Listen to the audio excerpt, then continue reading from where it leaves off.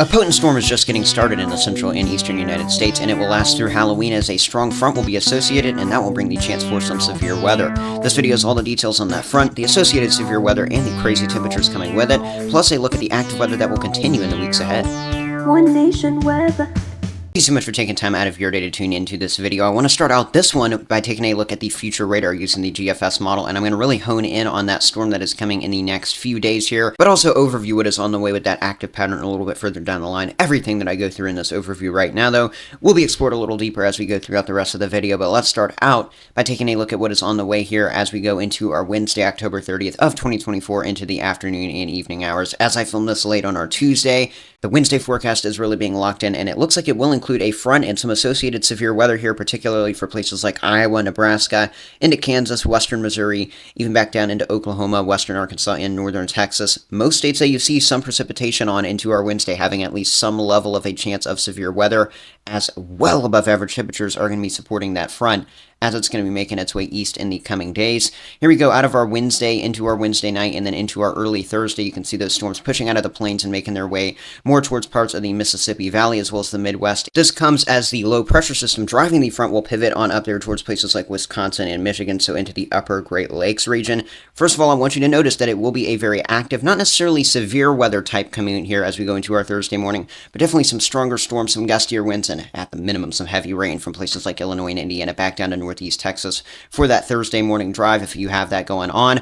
Also back on up here towards Minnesota, the main reason I use the GFS model is because it does a good job of showing we could have a brief burst in a place like Minneapolis, Minnesota, and then towards northern Wisconsin and the upper peninsula of Michigan through the day Halloween, a burst of some snowfall. Meanwhile, for those of you who are trick-or-treating, or for the parents of trick-or-treaters, here's the forecast into our Thursday evening. A lot of rain and at least the potential for some isolated severe storms from Indiana and Ohio and Michigan, all the way back down there to far eastern parts of Texas and Louisiana, points in between like Memphis, Tennessee, Paducah, Kentucky, also getting in on at least some rainfall for that trick-or-treat time frame Thursday evening. By the time we go into our Friday, November 1st, this storm is really going to begin to dissipate. I talked about this in my last video, the front really falling apart as it sinks southeastward, but before we put the front on a tombstone, we've still got a little bit of some rainfall ongoing from places like Texas all the way over to Tennessee into our Friday afternoon. While that storm dies, we're going to see another one form as we go into the upcoming weekend, and this will be what I discuss at the very end of this video. Just a quick overview of it, though. You can see that by the time we go into our Saturday, November 2nd, we waste no time.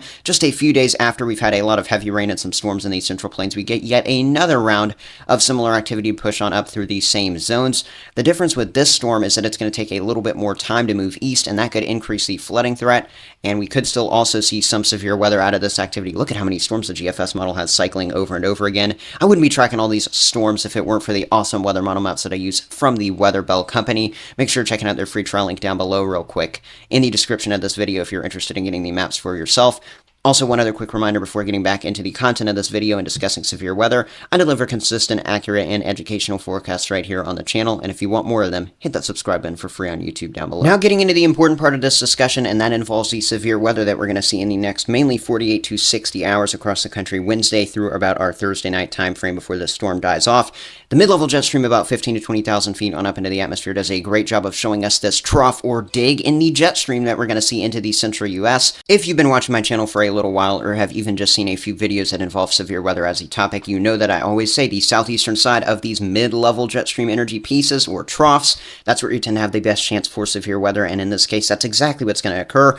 Oklahoma into eastern Kansas, some parts of Missouri, southeast Nebraska, up into Iowa even, we are going to see right on that right side of our strongest trough there, that best chance for severe weather Wednesday going into Wednesday night. That could include all severe hazards, wind, hail, tornadoes. The storms by the time we get into our Thursday, October 31st, are Halloween. They might not be as ghostly as the storms that we get in the plains on our Wednesday, but nonetheless, with the trough pushing towards the Great Lakes, that southern side, parts of the Midwest, Ohio Valley, even back into some parts of the Mississippi Valley and Mid-South, we'll have a very isolated severe weather threat as we go into our Thursday and into our early Friday. Now I want to give you a look at what the severe zones graphics that I'm about to show you indicate in terms of their risk levels. I'm going to be talking about risk levels 1 all the way on up to 4 for the next couple of days, so make sure you know what they mean. 1 means a few severe storms are possible. 2 means isolated severe weather is expected, usually with a wind and hail threat. 3 means scattered severe weather is likely, and that can include all hazards such as tornadoes. Level 4 is just a bit more coverage and intensity than level 3, and as we go into our Wednesday, October 30th of 2024, as well as our Wednesday night, this does include that time frame, we are going to have anything from a level 1 to a level 4 across the nation's midsection. You can see from Texas up to the upper Midwest, we have the at least potential for a few to even isolated coverage of severe storms, but it's mainly in Oklahoma, Arkansas, parts of Missouri, Kansas, southeast Nebraska, and southwest Iowa where you see those yellow and orangish shades. We're going to have the best chance for scattered to numerous severe storms, which especially initially there in the western side of those yellow and orange zones could produce tornadoes, wind, and hail. With that being said, let's go ahead and get right into the timing of these devilish storms using the future radar from the HRRR model. Notice as we go into the early afternoon hours of our Wednesday, that's what we're looking at here. Parts of Nebraska, Iowa along the warm front, maybe already seeing a few isolated severe storms, but the main tornado threat, the main wind and hail threat, not really ramping up by this point just yet. It's once we get towards 4, 5, 6 p.m. Central Time when we're really going to begin to notice the strongest storms fire up. This is normally the time frame for severe weather, so it should come as no surprise. It's like a normal severe weather day. 4, 5, 6 in the evening, we start to see these discrete or more isolated supercell storms firing on up. You can see those here in southeast Nebraska from Lincoln all the way back down here to at least Wichita, Kansas, maybe even further if you go with a different model. Northern Oklahoma could get some of these cells as well. The best chance for the largest hail and even a strong tornado or two will be in the mix here through central and eastern Kansas, southeast Nebraska, and back down to north central Oklahoma. I can't stress that enough.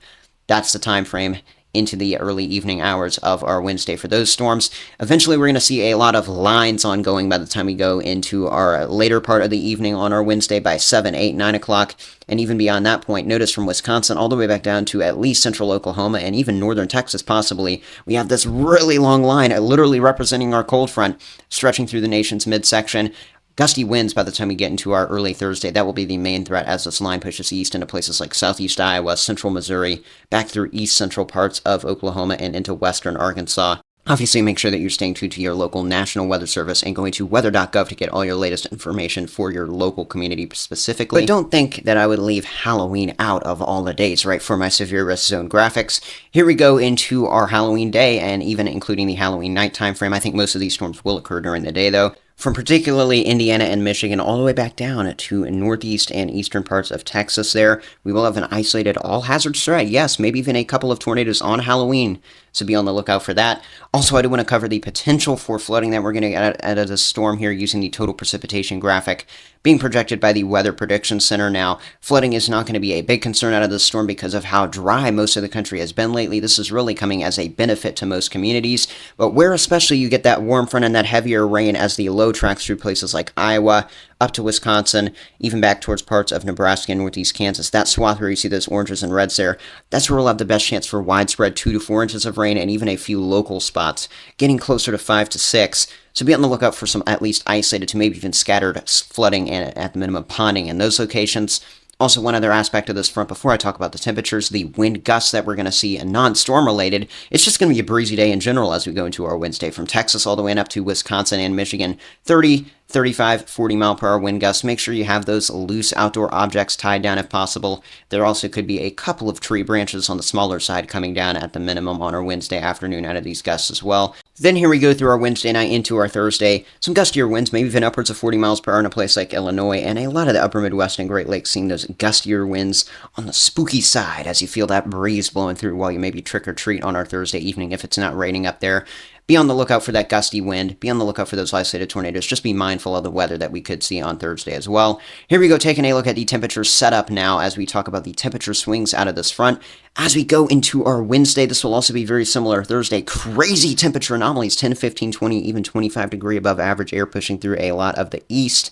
Meanwhile, the cool air of this cold front pushing on against it from the west, 5 to 10 degrees below average out there towards the Mountain West region. Here we go into our November 1st. I want to call this day like a reset day by the time we go towards our Friday. We're still ahead of that cold front here in the far eastern U.S., so about 10 degrees above average there. We're actually behind it, though, and a little bit below average with a blip there in the Great Lakes. Then we've got a new contrast already starting to build between the western and central U.S. You can see the cooler than average air banking on up against that warmer than average air, and that contrast will start to be more noticeable once again by the time you go into this weekend. And that's because we're going to see yet another ridge ahead of a trough, and guess what that means? That's that next storm system that I'm going to talk about in just a couple minutes firing on up. in the 10 to 15 degree above average warmth we see there, contrasting with the 10 degree below average cool that we have between the central and the western U.S. Now, before we talk about that next storm, I do want to break down just the next few days of temperatures in case you aren't aware of how warm the morning lows are going to be ahead of this front, the near-term one, into our Wednesday, October 30th. Here's a look at those numbers. All those circles on screen indicate record warm lows, temperatures never being this warm before to start the day since records have been kept. Look at those numbers. We are in the 60s. These are more like highs and honestly above the normal highs for this time of the year in a place like Wisconsin, into Michigan. 65 in central Wisconsin, 65 in central Michigan. Chicago, Illinois could be darn near 70 just for a minimum temperature in the morning on our Wednesday, and then back all the way down towards Texas, Oklahoma, Arkansas, and Louisiana. We are looking at the exact same thing. The highs very similar, a big broad swath of 80s, upper 80s down there towards places like Texas and Louisiana and Mississippi. A lot more mid 80s going through the Mississippi Valley and up towards the Great Lakes. Notice the temperatures supporting the severe weather threat in the central plains. Not quite as warm, but still in the mid to upper 70s and banking up with that cooler air coming in from the west. That will be plenty to support our Wednesday threat. Might have some good old Halloween fog up here in some parts of the Great Lakes region and Ohio Valley on our Thursday morning as temperatures really get on down there close to that dew point. When those two numbers are similar, in this case like the 60s, that really does tend to elevate your chance of getting some fog to form in the morning. So don't be surprised if there is some fog and a lot of cloudiness and some rainfall on our Halloween morning in the Great Lakes and Ohio Valley region. Thursday afternoon, a lot of those warmer than average temperatures. Notice they are well ahead of the front because where the front is actually moving through, we're kind of seeing that rainfall keeping the temperatures down. So in the mid-Atlantic and Northeast, a lot of record warm highs. You see those boxes indicating the 80s there. In New York City, you are going to be at a record warm high more than likely Thursday afternoon. Back towards the Midwest, though, where it's raining near more like 70. The 50s in a place like Iowa, and these numbers are what blow me away. Here we go into our Friday morning. You're kicking off November. Just a couple days after we were at 65 to 70 in the morning over the Midwest, we are at 25 to 30 in Minnesota, Wisconsin, pushing on down even into northern parts of Iowa. Friday afternoon, only in the 50s here after we were in the 80s earlier in the week.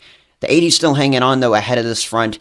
They're going to be holding on tight and are barely going to make it down here in the southeast U.S. and down into the south central parts of Texas, but they are here.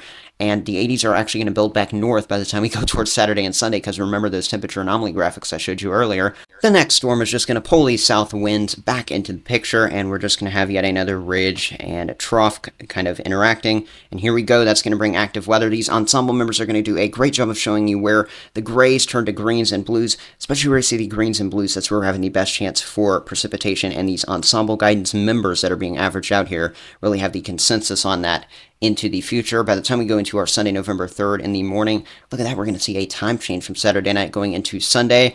You wish the weather would change at this point, right? Probably already getting tired of the rain in the Central Plains, but here it is. Going into our Monday early morning, the same thing going on. A lot more activity as just this weather roller coaster. The weather whiplash is really in full force here.